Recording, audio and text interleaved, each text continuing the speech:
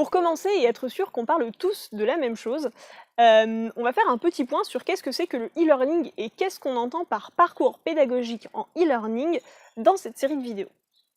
Alors le piège dans lequel il ne faut pas tomber en e-learning, c'est de se dire « Très bien, j'avais une formation en présentiel qui durait 7 heures sur la journée, je dois la transformer en formation e-learning, eh bien c'est facile, je vais donner rendez-vous à mes élèves sur Skype à 9 heures du matin, et puis on va faire une formation ensemble, on ne va pas se quitter de la journée, et on arrêtera à 17 heures le soir. » Ça c'est la fausse bonne idée, parce que évidemment, faire une classe virtuelle qui dure 7 heures, c'est terrible pour l'engagement des apprenants. Imaginez-vous rester concentré, même déjà en tant que formateur, rester concentré devant un écran pendant 7 heures, c'est mortel. Pour les apprenants, c'est pareil.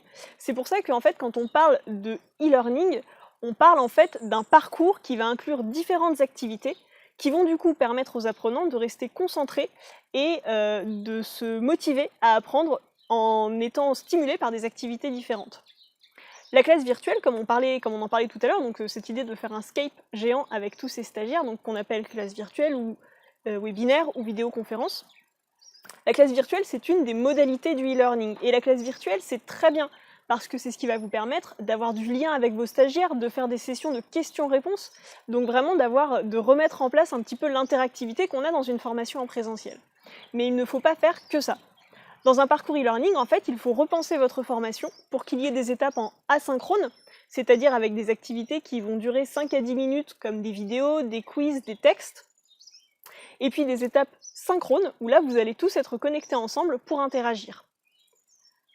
Les parcours e-learning, construits de cette façon, forcément, ça demande plus d'investissement au début pour le formateur, puisque du coup, il faut repenser l'intégralité de son cours pour le refaire en version à distance. Mais en fait, sur le long terme, c'est beaucoup plus intéressant, puisque finalement, le formateur va se concentrer au début, et ensuite, eh bien, le stagiaire sera autonome sur une grande partie de la journée.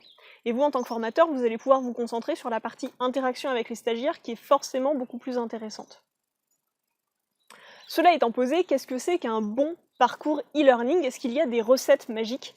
Oui et non. Un peu comme en présentiel, finalement.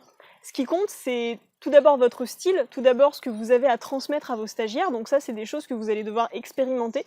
Tout comme en présentiel, vous avez votre propre style quand vous enseignez, et bien en e-learning, vous allez devoir trouver un petit peu ce qui fonctionne avec vous. Cela dit, il existe évidemment des recherches, des études qui ont été faites, qui ont montré qu'il y a des choses qui fonctionnent mieux que d'autres. Et ça, ces choses-là, c'est ce que je vais essayer de vous transmettre pendant les différentes vidéos. Par exemple, ça va être le fait de faire des activités qui font moins de 10 minutes. Puisqu'en fait, notre cerveau n'est pas conçu pour rester concentré plus de 10 minutes d'affilée. Sur un ordinateur, c'est encore pire. Donc forcément, eh bien, on va essayer de faire des activités les plus courtes possibles. Ça va aussi être cette idée d'intégrer plus de quiz. Donc il va aussi falloir dédramatiser le rapport au quiz. Dans une formation en présentiel, le quiz, c'est ce qui va sanctionner l'apprentissage de l'élève. C'est ce qui va dire « Ok, vous avez appris, vous n'avez pas appris ».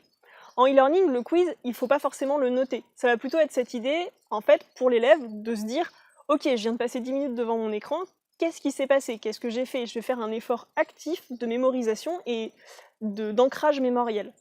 Donc il va falloir aussi changer le rapport au quiz. Et puis enfin, dernier point, parmi les recettes qui fonctionnent bien en e-learning, il y a cette idée que la vidéo, c'est vraiment un canal de communication qui est primordial, puisque du coup, c'est ce qui va solliciter la vue et l'audition des stagiaires. Donc en fait, on vous recommande de faire le plus possible d'activités vidéo si vous êtes en mesure de le faire. Tout ça, c'est ce qu'on va voir dans la prochaine vidéo.